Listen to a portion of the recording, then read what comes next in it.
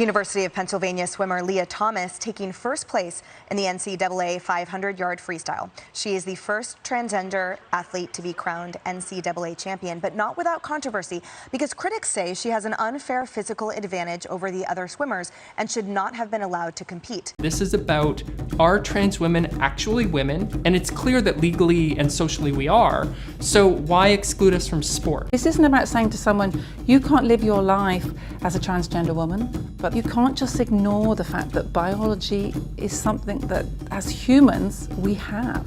Transgender girls and women be allowed to play school sports on the girls' and women's teams? And why did this suddenly become a pressing legislative issue all across America?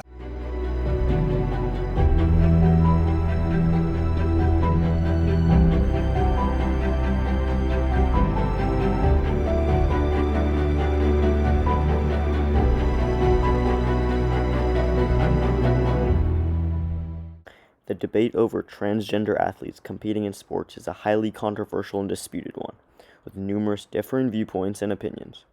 While some believe that athletes should be able to compete in whichever gendered sport they identify with, many also believe that athletes must compete with their biological sex or sex assigned at birth as to maintain fairness in the sport. The latter argument is an intriguing one, and while it is controversial, it's also safe to say that many of the rules and regulations surrounding trans athletes today support it. The argument centers predominantly around transgender woman, a person who is assigned as a man at birth but has since transitioned.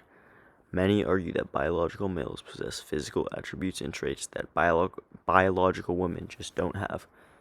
This is indeed a research fact, and many medical and athletic research institutes have dug deeper into the issue. One major factor of the debate centers around hemoglobin levels in the human body. Hemoglobin plays such a key role in endurance sports especially, because it is essentially responsible for transporting oxygen throughout the body. Hemoglobin also tends to follow testosterone levels, meaning that biological men have considerably higher levels within their bodies.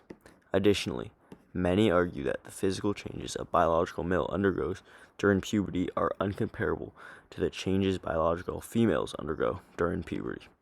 These changes include, but are not limited to, hand size, foot size, height, muscle mass, lung size, and more. All highly advantageous attributes in sporting and athletic activities. The way around this, hormone therapy. In simple terms, hormone therapy is essentially the use of hormones to help one fully transition to the desired gender. In a study conducted by Timothy Roberts, trans men, women, as well as male and women controls were tested performing push-ups, sit-ups, and a 1.5-mile run on no hormone therapy, 1 year, 2 years, and then more than 2 years of hormone therapy, and the results speak for themselves. In summary, the male controls produced better results than the female controls, and the longer the trans men, female at birth, were on hormone therapy, the better their results got, while the longer the trans women, male at birth, were on hormone therapy, the worse their results got. Currently, the IAAF, International Amateur Athletic Federation, requires a minimum of 2 years of hormone therapy before an athlete can compete at the college age level and above. Additionally, recent rules have been put in place by the Olympic Committee requiring documentation of testosterone levels in the months and weeks leading up to events starting in the 2022 to 2023 academic year. Despite these obvious steps in the right direction, many still argue that hormone therapy and the related requirements change nothing. One problem is that hormone therapy does not reverse the physical attributes that come along with male puberty, and no matter the amount of testosterone in one's body, there will always be those lingering physical effects on biological males. Overall, hormone therapy and testosterone therapy are still two effective ways we can ensure trans athletes are still included in competition while maintaining maximum fairness at the same time.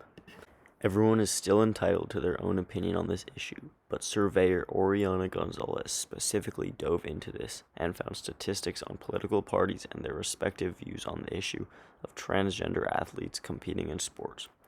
This directly relates to the debate on trans athletes, as the beliefs on different political parties directly impact the rules and regulations put into place surrounding these athletes. The results, as you might have guessed, were essentially that those who lean Democratic lean towards allowing trans athletes to compete with the gender they identify, with, while those who lean Republican lean heavily towards trans athletes only competing with athletes of the gender they were assigned at birth. Also note that independent parties are more in the middle, and also the total results lean slightly towards the belief that trans athletes should compete with the gender they were assigned at birth. Recently, the NCAA has abandoned its rules allowing trans athletes to freely compete that had been in place previously since 2011, now leaving it up to the governing bodies in each state to come up with the specific rules relating to the individual sport.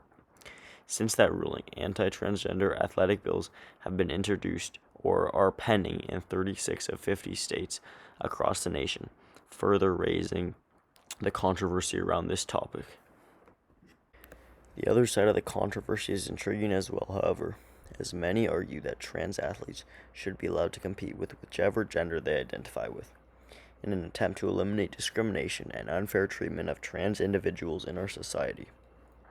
A slew of laws have been passed in support of this as well, most significantly the passing of Title IX in 1973. The purpose of Title IX was to prevent discrimination based on sex in programs, organizations, and schools.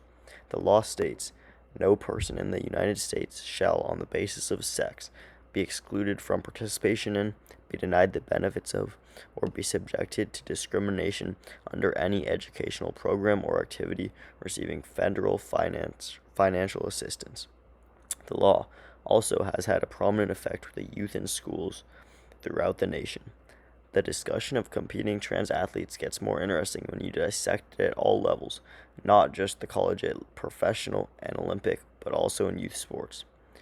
Despite instances of discrimination against trans athletes in our history, the competing trans youth have often been looked past, and there are not many rules and regulations put in place for them even to this day. As more and more youth and teens are beginning to transition, however, talks over trans youth athletes are increasing. Some argue that it is no different than an adult, high-stakes competition, but I would beg to differ. I believe that until they hit puberty, there should not be a second thought behind whether or not trans children should be allowed to compete in the sport they love, with the gender they identify with. Of course, when children start to hit puberty and reap the physical advantages, things get much dicier, and states such as Indiana are even starting to enact anti-trans laws directed towards the youth of our society. House Bill 1041 states that participation in school sports requires, for purposes of interscholastic athletic events, school corporations, public schools, non-public schools, and certain athletic associations to expressly designate an athletic team or sport as one of the following: a male, men's, or boys' team or sport, a female, women's, or girls' team or sport, a coeducational or mixed team or sport, prohibits male based on the student's biological sex at birth in accordance with the student's genetics and reproductive biology from participating on an athletic team or sport designated as being a female, women's, or girls' athletic team or sport. Anti-trans laws and instances like this are nothing new, as through our society's history, there have been many instances of blatant discrimination against transgender athletes. The first controversy came all the way back in 1932, with Polish runner Stella Walsh winning silver and gold medals, only for it to be found Stella was intersex after her death. This was the first time any sexual controversy had been linked with sports, and in turn sparked the raging debate today. From there, in 1936, U.S. runner Helen Stevens won Olympic gold, and after her sex was challenged due to her performance and appearance, but was eventually confirmed female. This was just the beginning, and 30 years later, after many more controversies, the IOC instituted required sex testing for all women athletes, where they would be required to strip naked and pass doctor inspections before competition. Finally, in 2011, the controversy seemed like it would at last come to an end when the NCAA adopted a transgender athlete inclusion policy, distributing it to all member and related institutions. Obviously, that did not last, as today, the anti-trans athlete bills being passed are higher than ever, and it seems as if we have steered in the complete opposite direction. Overall, the future of competing transgender athletes is currently more up in the air than ever, and nearly everything hinges on the laws and regulations that stand to be made in the upcoming months and years. Whether you believe that transgender athletes should be allowed to compete with the gender they identify with or must compete with their biological sex, there is no denying that this debate is one for the ages and will not be dying down anytime soon. Thank you.